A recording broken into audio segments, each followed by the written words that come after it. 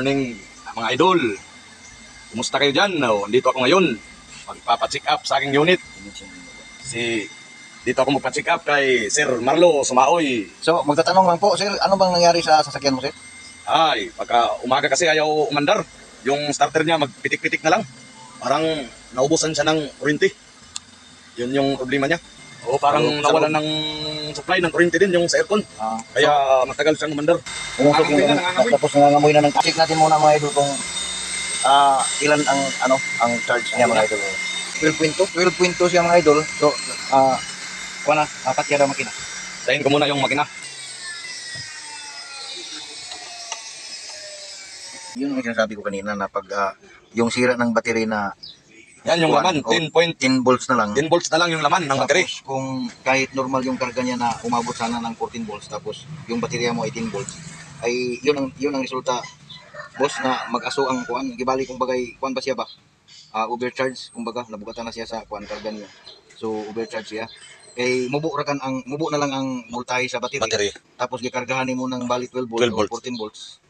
So, maglumba lang na sila kadaot. Pwede ang siyempre daot naman ang baterya mo pero musunod na sad ang imo alternator kung pasagdan nimo. Pero di mo pwede nimong pasagdan kay magmalpangsiyo naman ang uban nga mga accessories pareha ang aircon nimo nihinay na ang tuyok sa blower sa aircon.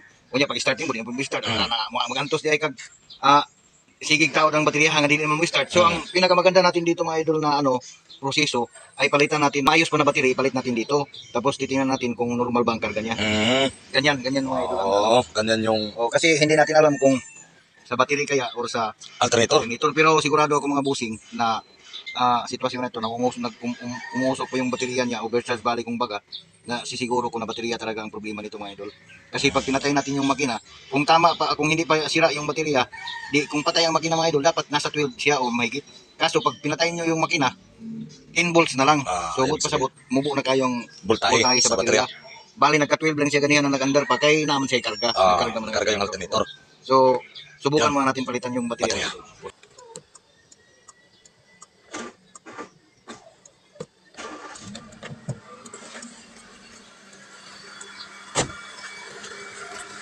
So ayan mga idol, under na. Temporary lang natin muna ito yung battery niya. Ay ito yung kanyang mga idol, yung kanyang rating. Nasa 14.1. So ibig sabihin mga idol, normal itong kanyang charging. So ibig sabihin talaga battery ang sira. So pabili tayo kasi ng battery mga idol. Yung aircon sir, okay na? Okay na. Okay na. Wala na rin yung mga warning dito. Kasi kulang na yung supply. So yun lang talaga mga idol, battery. Ay kasi sinisiguro lang natin na pagdating sa nilalagyan natin ng tamang battery para ma-sure din natin na okay yung karga. Boss, bali. Ito na si Sir mga idol. Kami sir. Ay, Kaya nakabili ng battery. Nabuslutan natin yung bulsa. Buslot lang yung bulsa mga idol. Kaya kabit natin ito mga guys. At para makauwi na si Sir. Kaya murag isapot na siya sa kainit guys. Init ang bulsa. Init ng panahon. Isapot pa sa kainit sa bulsa. Nag-iinit pang bulsa.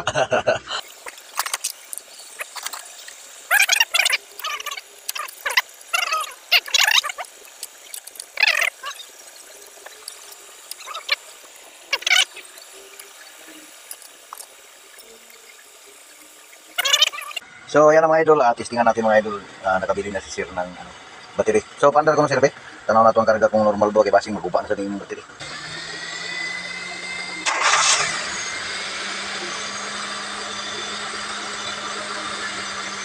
Wala, revolution ko na boss.